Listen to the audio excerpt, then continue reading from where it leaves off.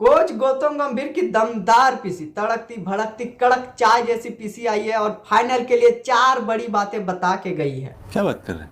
रोहित शर्मा को लेकर, संन्यास को लेकर, टीम कॉम्बिनेशन को लेकर, राहुल को लेकर सब कुछ तैयारी हो गई है गौतम गंभीर की। और हम भी तैयारी करते हैं गौतम गंभीर की वो 4 बातें जो फाइनल से पहले ठीक आई प्रेस कॉन्फ्रेंस में। और टीम इंडिया का मुकाबला फाइनल में न्यूजीलैंड के खिलाफ होने वाला है और इस फाइनल के लिए 4-5 बड़े नियम भी है, रिजर्व डे है, सुपर ओवर का मौका दिया गया, सब कुछ है। लेकिन बात है यहाँ पर प्रेस कॉन्फ्रेंस की बातों को जो हमारे कोच साहब की तरफ से आई है। और मुझे पता है कि अनुचित फायदे को लेकर काफी बहस हो रही है, लेकिन कौन सा अनुचित फायदा? सबसे पहले तो बात यह है कि हमारे लिए ये भी उतना ही नेचुरल वेन्यू है जितना बाकी टीमों के लिए। बात तो सही है, जो टीमें अलग देश से खेलने आती है उसका भी नेचुरल बनी है, हमारा भी नेचुरल बनी है। क्योंकि मुझे याद है जब यहाँ पे हमने स्टेडियम पर आखिरी टूर्नामेंट कौन सा खेला वो भी यहाँ तक मुझे पता नहीं है। हमने यहाँ एक भी दिन ऐसा नहीं कि प्रैक्टिस नहीं की, हमने आईसीसी के एकेडमी में प्रैक्टिस की है। दोनों के हालों में 180 डिग्री का अंतर है। एक जो दुबई का प्रैक्टिस ग्राउंड जहाँ पे टीम इंडिया ने प्रैक्टिस नहीं किया, उनको आईसीसी से अलग एकेडमी दी गई प्रैक्टिस के लिए, और वहाँ पे 180 डिग्री का अंतर भी है। गौतम गंभीर की तरफ से ये कहा गया।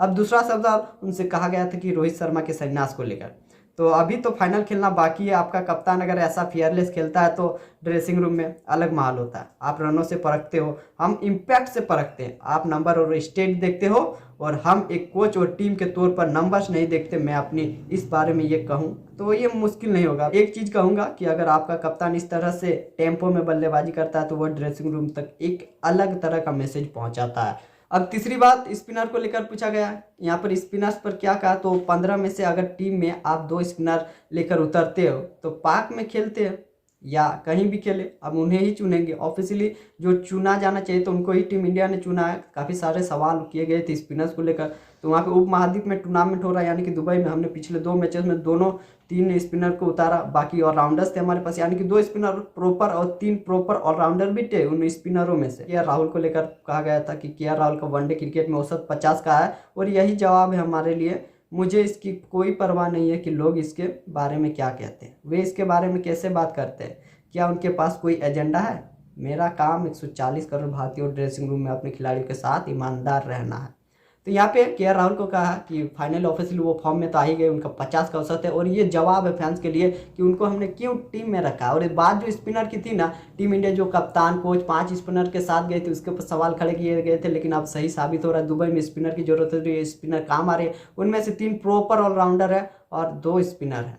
और इसके बाद जो कप्तान रोहित शर्मा को लेकर संन्यास की बातें चली थी, उनका फॉर्म खराब है लेकिन कप्तानी बेहतरीन। हम सोचते हैं ना कि इनका परफॉर्मेंस नहीं हो पा रहा है, रन नहीं बन रहा है, तो वो कोच और टीम नहीं देखते, उनका इंटेंट कितना सही है टीम के थ्रू वो देखा जाता है वहाँ पर। और बात मैदान को लेकर थी तो उन्हें मैदान में कहा गया कि यहाँ पर जो है हमारे लिए न्यूट्रल वेन्यू उतना ही इम्पोर्टेंट है जितना दूसरी टीमों के लिए होता है। तो ऑब्वियसली टीम इंडिया ने दुबई के ग्राउंड में प्रैक्टिस तो उतना किया है नहीं, जो भी प्रैक्टिस उन्होंने किया है तो आईसीसी की एकेडमी में किया। बस यही बातें जो प्रेस कॉन्फ्रेंस के दौरान फाइनल से पहले कप्तान कोच की आई थी और तड़क कड़क वाली थी भाई। बाकी आपको क्या लगता है प्रेस कॉन्फ्रेंस की 4 बातें जो कौन सी इंपॉर्टेंट थी, कमेंट ना।